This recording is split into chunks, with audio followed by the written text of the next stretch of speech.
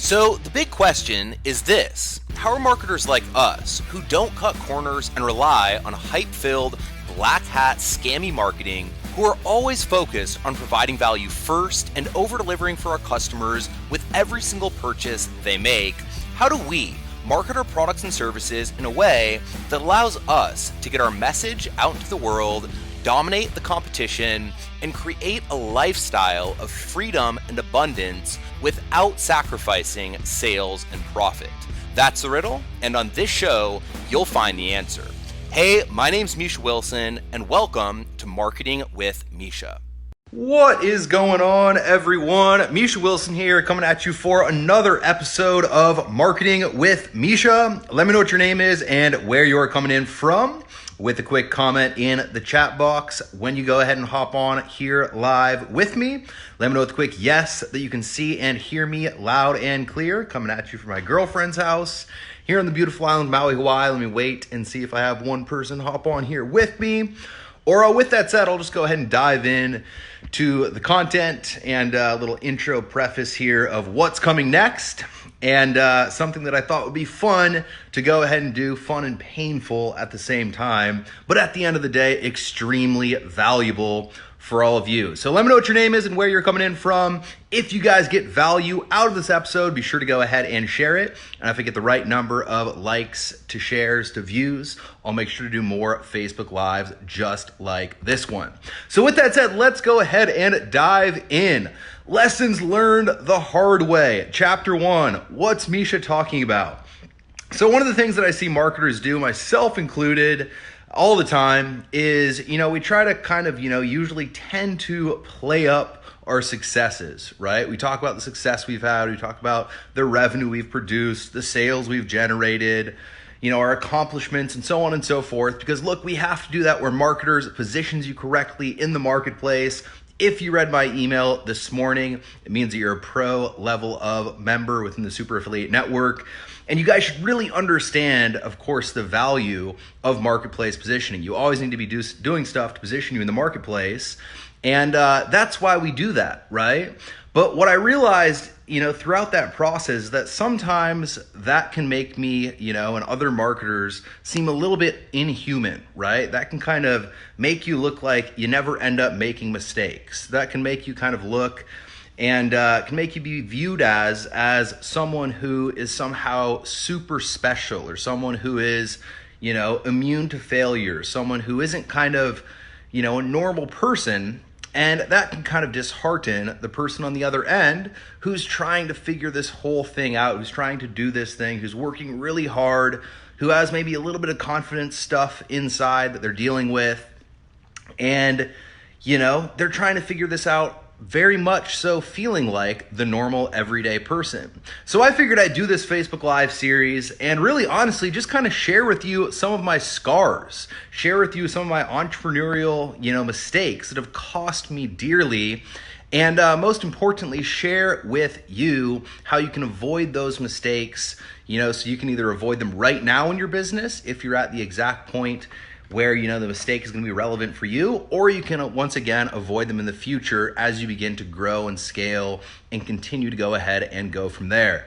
One of the things that I constantly teach students and people that we work with is that it's only a failure if you don't learn from it, right? And that's something that I live by. That's something I live my life by, and it's something I truly believe. And so actually, we've had, over the course of the last, 3.5 years, having SAN open and having everything, running very quickly, the team building very quickly, sales coming in, sales going out, at least revenue going out.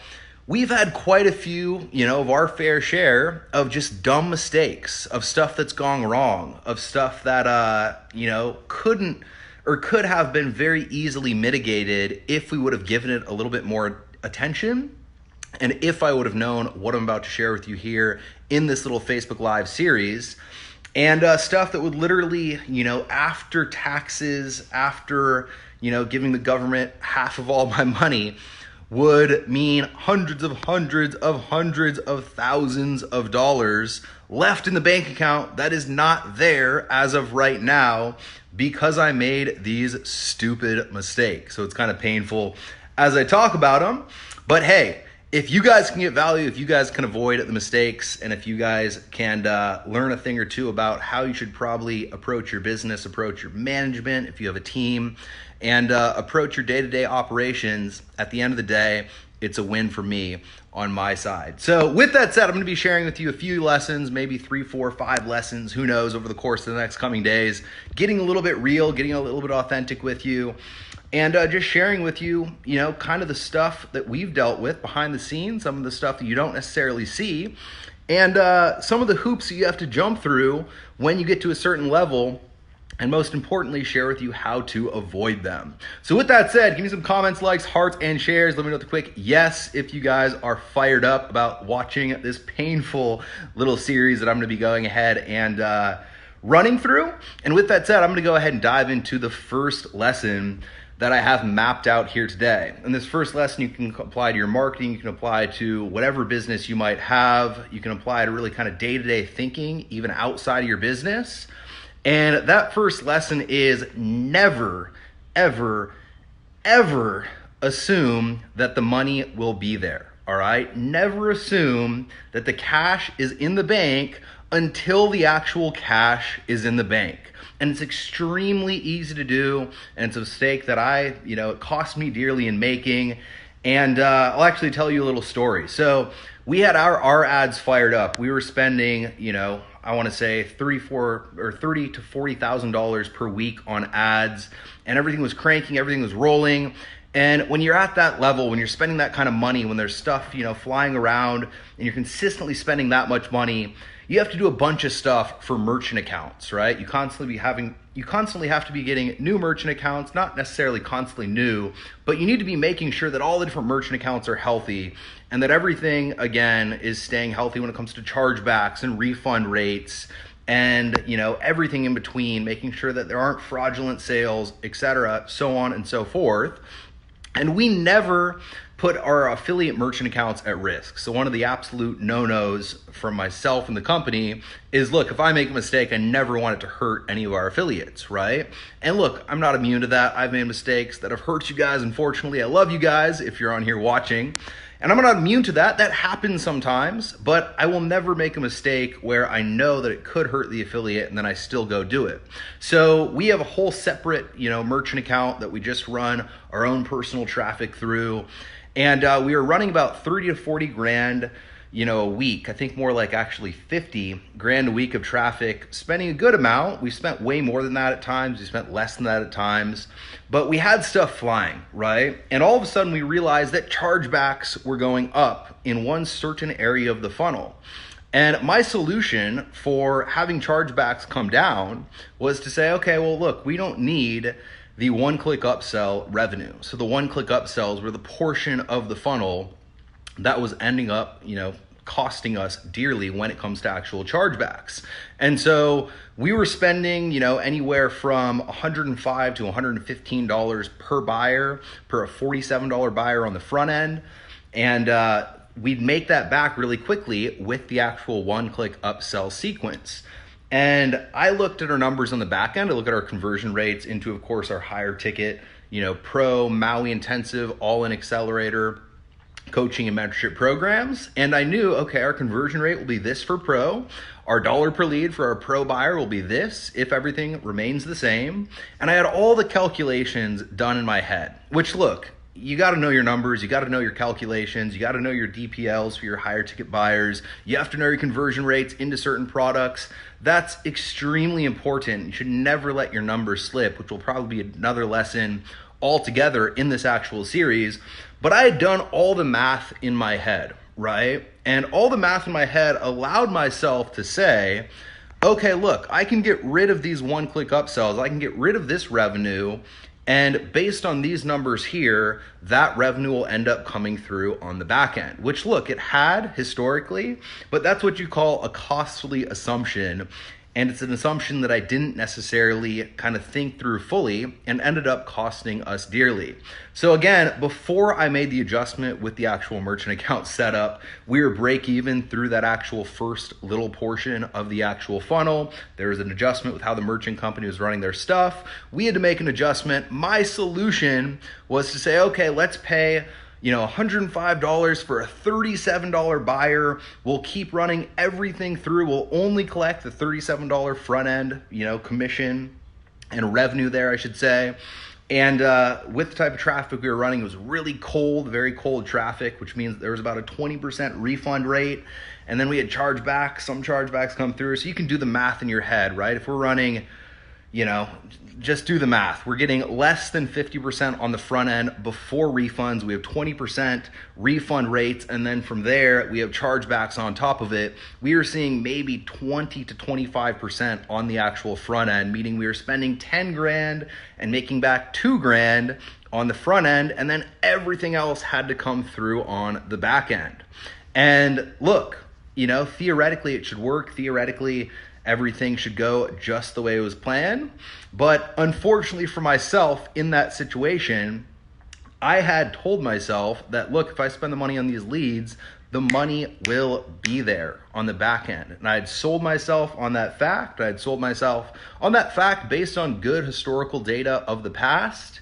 And unfortunately, in going ahead and essentially pulling the trigger and saying, let's take these out, at the exact same time, we came across a batch of leads where literally none of the leads on the back end could, end up coming up with the money. So we have an average DPL for our pro buyers, dollar per lead. And, we'll have about a $5,000 dollar per lead. So every pro buyer is worth about $5,000 once they've seen our mentorship offers, right? And based on all those numbers, everything was going to be good. The minute I made that change, we had a batch of buyers that came through. Nobody had any money to invest. Nobody had any resources to go ahead and tap into. Nobody, there were a bunch of leads we couldn't even get a hold of. There's a really bad batch of leads, unfortunately. And over the course of that month and a half long period, and there's another lesson kind of tied in here, but over the course of that month and a half, 2 month long period, our dollar per lead for that actual type of buyer, the pro buyer, went from $5,000 all the way down to, I believe, $1,500. And that was going to be where we were going to break even. And so essentially I was spending money on the front end with the assumption that the money's going to be there. The money on the back end will be there based on past data. Something went wrong in this overall process. The lead quality went wrong. Then when the lead quality goes wrong, look, if you have a team, when the lead quality goes wrong, the sales rep's mindset kind of gets jacked up, which, it's not blaming the sales rep. That's just the way it is. They don't want to work with really bad leads, right? So the sales rep mindsets get jacked up. Then from there, you have a mindset issue in the actual sales team, and you have bad leads on the front end, and you have a sales team that you've hired that you need to go ahead and feed because you need to have, new fresh leads coming through so they can continually talk to more and more people. And it can become a very, very slippery slope very quickly. And that's really what I'm trying to say. And essentially what happened is I got myself in the situation where I was assuming that the money was going to be there. The money wasn't there. And then instead of realizing the mistake and realizing the lesson and changing immediately, and give me some comments, likes, hearts, and shares, and give me a quick 1 in the comments box below if you guys are getting value out of this lesson. But instead of realizing the mistake and learning from the mistake, turning off our ads, turning off, all our money we were spending on traffic, and readjusting right then and right there, I had got myself into something called the sunk cost bias. And I had got myself into the state where I had sold myself, I had given myself this belief that I was then going to defend, right? That we could make it up all on the back end. Even if we had no revenue on the front end, we could make it all up on the back end. I had sold myself on this belief, and therefore my stubborn ass was going to try to do it until it became just very simply too painful to continue. And so I kept going down this path further. I'm extremely persistent. I'm extremely consistent, which are two things that are really good unless you're focused on the wrong activities, which is another lesson. Going consistently and persistently in the wrong direction is just as bad as not moving at all, if not way worse. And I found myself in the situation where I was being extremely persistent and extremely consistent, burning through cash, and ended up costing us an arm and a leg, just kind of slowly watching money disappear each and every single month. And look, what's really awesome about marketing, what's really awesome about, getting to a point where you have skill sets that allow you to go ahead and create revenue is that it kind of allows you to create revenue on demand. You can host a webinar, you can run a campaign, you can run a promotion, some sort of thing like that on the back end. For years upon years upon years, I could kind of run a promotion and instantly have a huge, surge of sales. And then the minute something goes wrong, you're stuck in that mindset. And so I was stuck in that mindset telling myself, I can run a promotion, I can make it all back, we can run this promotion, we can make it all back, etc. And that's a very dangerous place to be. All right. And the truth is that, look, over the course of a period of time, we have a bunch of leads, we have a bunch of buyers, we can run promos, we can run campaigns, etc. And maybe we can make back up the losses. But the truth of the matter is that if I just would have stayed away from that mindset to begin with, and if I would have stayed away from the mindset of counting on the money being there before it's there, and counting on, us being able to just run a promo whenever we want and make it rain on demand whenever we want, if I wouldn't have had that very, very, very foolish kind of, lack of respect, to be honest, for the cash flow, for the profitability, for all the, stuff that runs and drives the actual business, I was just focused on revenue, and that'll be another lesson for another day. Revenue, profit, and cash flow are three very different things. And if you're always focused on revenue or profit, but not focused on cash flow, which at the end of the day is the only thing that actually matters, you're in for another trap. But with that said, if I wouldn't have had that mindset to begin with, I would have saved myself effort, time, energy. I invested so much energy in trying to crack the code and trying to, get everything working out just the way it would have to work out. So everything would have to go just right so we could make our money back and then be in profit, where at the end of the day, that is the dumbest thing to do. All right. Never set yourself up in a situation in business where everything has to go just right, because I can guarantee you, on everything that I own, on all the sales that we've done, on all the revenue we've generated, I would bet all of it that you're never going to be in a situation where everything goes just right. So don't expect it to. Don't expect the money to be there. And I've gone off on a couple of different little side lessons here.